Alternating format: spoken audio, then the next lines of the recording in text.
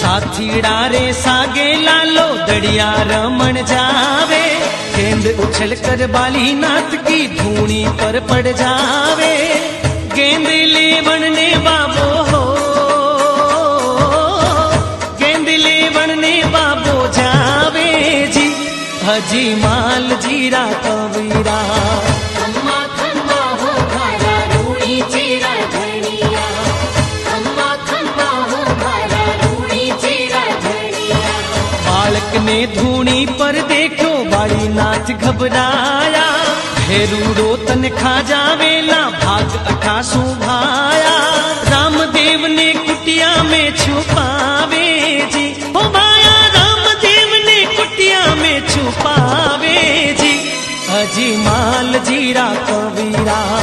खम्मा खम्मा हो भारा रूड़ी चीरा धनिया, आने तो भावे आखी मार मार हो, बाबा गुजरात हो, अजी माल जीरा कवीरा।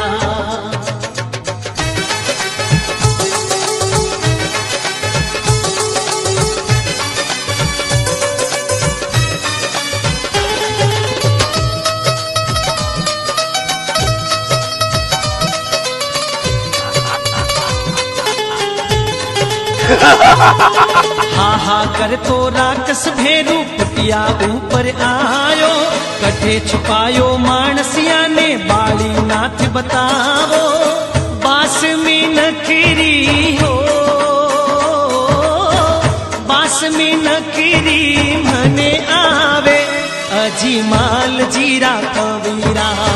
खम्मा खम्मा हो भारा रूड़ी चीरा धनिया, खम्मा खम्मा हो भारा रूड़ी चीरा धनिया। बारा बारा तो सामाही मेहनत छोड़ो नाही, भूख घणी ही लागी वे तो मने खाजा भाई। बाली नाथ भेरू ने समझावे जी, हो भाया बाली नाथ भेरू ने समझावे जी, अजी माल जीरा कवीरा। खम्मा खम्मा हो भारा रूड़ी चीरा धनिया, आने तो भावे आखी मार मार हो, बाबा गुजरात हो, अजी माल जीरा कवीरा।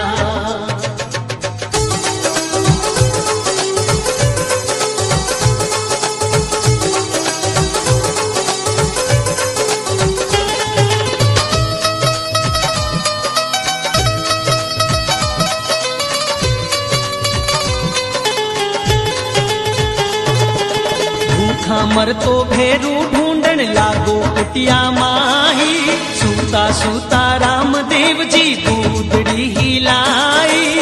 भेरूड़ो कुटिया कानी हो,